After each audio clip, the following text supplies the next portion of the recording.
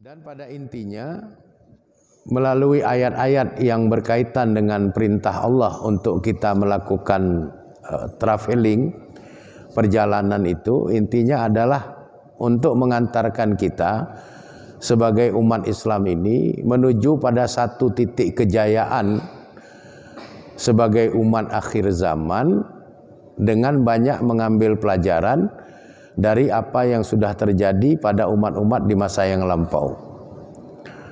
Dan kemudian Allah juga ingin menanamkan satu kesadaran yang besar kepada diri kita sebagai umat Islam, bahwa tidak ada keabadian dari sebuah kejayaan.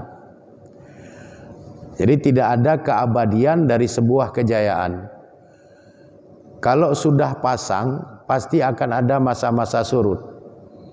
Kalau sudah surut, jangan kecil hati, pasti akan ada masa-masa pasang kembali. Kalau sudah berada di era keemasan, the golden age, maka pelan tapi pasti kita akan masuk ke dalam the dark age, era kegelapan. Begitu juga sebaliknya, kalau sudah berada di era kegelapan, the dark age itu, kita akan memasuki era keemasan, the golden age. Ini yang harus kita cermati.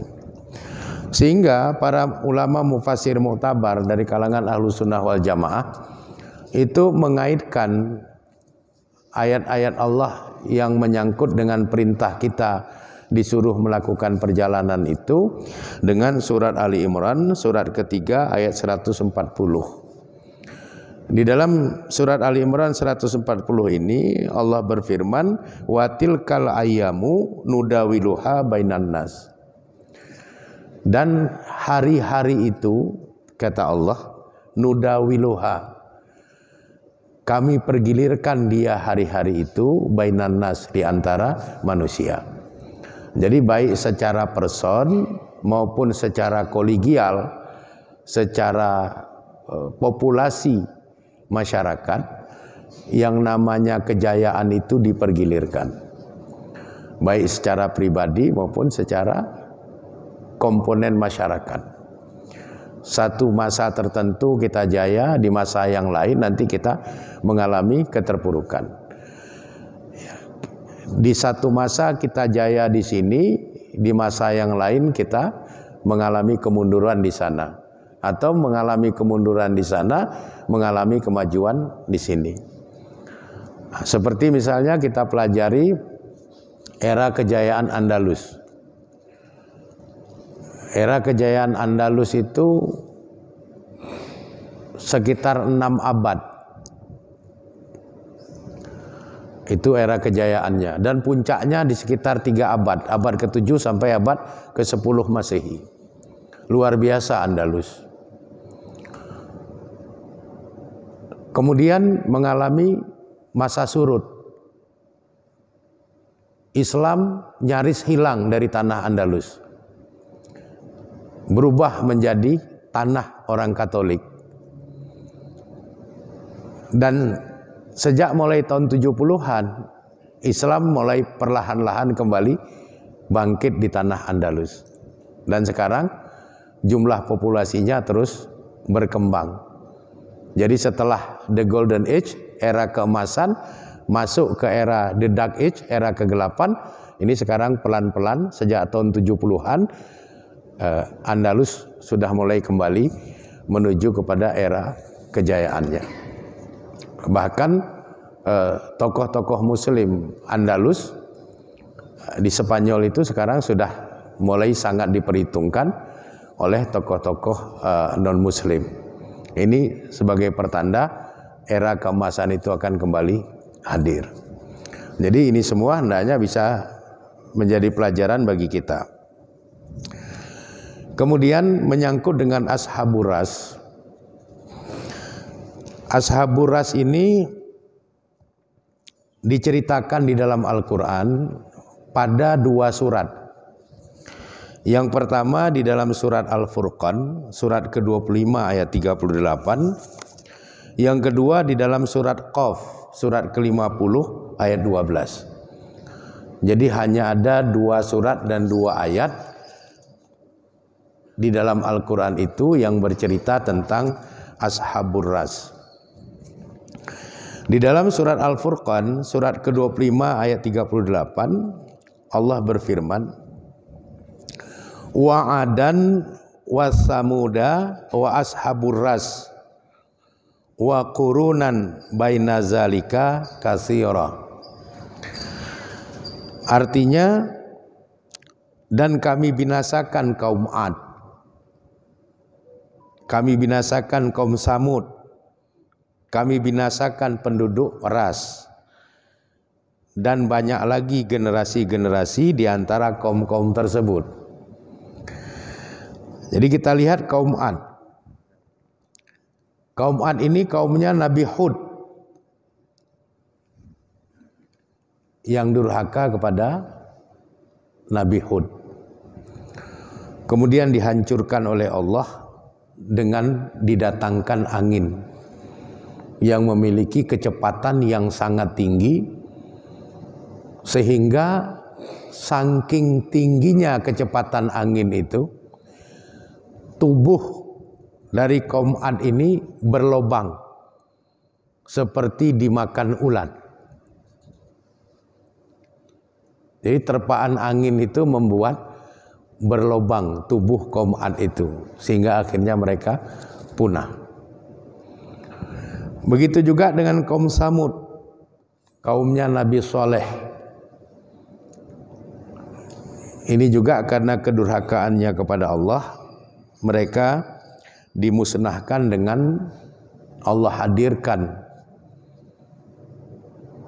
kekuatan getaran suara yang mengeluarkan darah dari semua penjuru lubang yang ada di dalam jasad kaum Samud. Dari mata keluar darah, dari hidung keluar darah, dari mulut keluar darah, dari telinga keluar darah, dari kemaluan keluar darah, dari dubur keluar darah. Karena kecepatan suara gelombang yang tinggi. Sehingga getaran suara itu tidak mampu ditahan oleh jasad, maka pembuluh-pembuluh darah yang ada di jasad itu pecah semua. Keluarlah darah dari semua lubang yang ada di jasad kaum Samud. Musnahlah kaum Samud. Begitu juga dengan Ashabur Ras. Siapa Ashabur Ras ini? Dalam bahasa Arab, ras itu diartikan dengan sumur yang tidak berdinding. Bi'run bila jidar. Sumur tanpa dinding, itu ras. Kemudian ras itu juga nama sebuah kota yang terletak di Antakia. Antakia ini kota tua yang terletak di negeri Yaman kuno. Disitulah kaum Ras itu bertempat tinggal. Kemudian Ras itu juga bisa diartikan tepi telaga yang curam yang bisa ditempati. Jadi Ras punya banyak pemaknaan secara lughawiyah, secara bahasa. Tapi yang dimaksud dengan Ashabur Ras oleh Allah itu adalah penduduk yang pernah bertempat tinggal di kota Antakia di negeri Yaman kuno. Kepada mereka ini Allah utus seorang nabi dari 124.000 nabi-nabi yang bernama Nabi Hanzalah bin Safwan. Jadi kepada kaum Ras ini Allah utus nabi yang namanya Hanzalah bin Safwan. Hanzalah bin Safwan ini salah satu dari 124.000 nabi-nabi yang Allah pernah utus kepada mereka. Inti dari surat Al-Furqan ayat 38 itu adalah mengajak kepada mukhatab. Mukhatab itu lawan bicara. Jadi mukhatab dari Quran, orang yang membaca Quran. Jadi orang yang membaca Quran itu pada saat membaca tentang kaum Ad, kaum Samud, Ashabur Ras, itu oleh Allah diajak untuk mawas diri agar tidak mengulangi kesalahan yang sama yang pernah dilakukan oleh kaum Ad, kaum Samud dan Ashabur Ras itu. Begitu juga kalau kita baca surat Qaf, surat ke-50 ayat 12. Kazzabat qablahum, telah mendustakan sebelum mereka. Ya, mereka di sini maksudnya orang-orang yang menentang Nabi Muhammad SAW. Jadi pada waktu Nabi Muhammad menyampaikan risalah Allah kepada kaumnya, sebahagian besar dari kaumnya di era awal Nabi menyampaikan risalah itu mendustakan apa yang Nabi sampaikan. Mereka membangkang, bahkan mereka menuduh Nabi Muhammad itu majnun. Ya, majnun, pungo kalau bahasa kita. Begitulah kasarnya mereka dalam memperlakukan Nabi Muhammad SAW. Lalu Allah menurunkan surat Qaf ayat 12 ini untuk membesarkan hati Nabi Muhammad SAW. Sehingga Allah berfirman, kazzabat qablahum, telah mendustakan sebelum mereka, ya, sebelum kaum Nabi Muhammad itu, kaum Nuh. Kaum Nuh itu juga sudah mendustakan risalah Allah. Wa ashabur ras, ashabur ras itu juga sudah mendustakan risalah Allah. Wa Samud, kaum Samud itu juga sudah mendustakan risalah Allah. Dan banyak lagi kaum-kaum yang lain yang mendustakan risalah Allah. Jadi itu disampaikan oleh Allah kepada Nabi Muhammad SAW supaya Nabi tahu bahwa penolakan-penolakan terhadap risalah Allah itu memang dialami oleh semua nabi, dialami oleh semua rasul dari kaumnya. Artinya tidak semua kaum dari seorang nabi atau seorang rasul itu menerima risalah Allah yang dibawa oleh para nabi dan para rasul. Bahkan ada yang nyaris hampir tidak ada pengikutnya. Seperti Nabi Hanzalah tadi yang diutus kepada kaum Ras, itu hanya satu pengikutnya. Lebih dari 50 tahun Nabi Hanzalah berdakwah kepada Ashabur Ras, hanya satu pengikutnya, itu pun seorang budak berkulit hitam.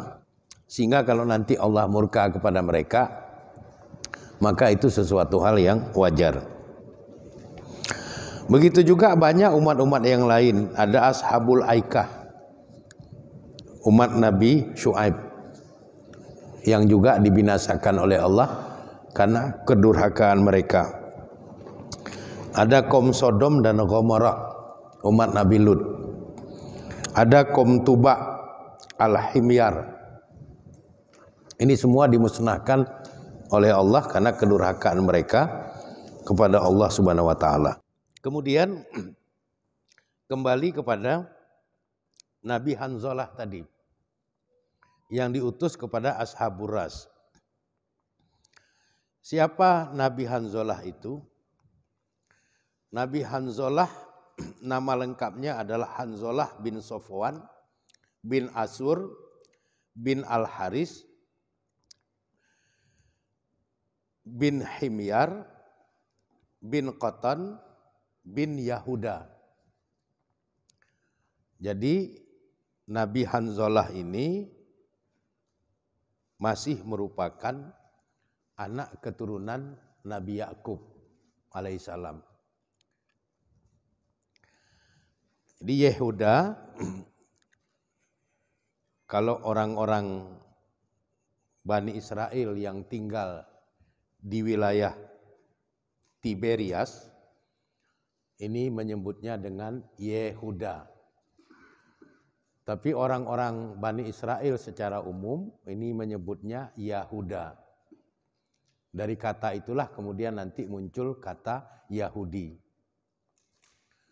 Jadi Yehuda atau Yahuda atau Yahudi itu adalah anak laki-laki keempat Nabi Yakub dari Lea, dari istrinya yang bernama Lea. Kemudian kata Yahuda dalam bahasa Ibrani ini berasal dari kata odeh. Artinya aku akan menaikkan pujian. Kemudian Yahuda itu juga bisa berasal dari kata Yahweh dan Dalet. Artinya yang memuja.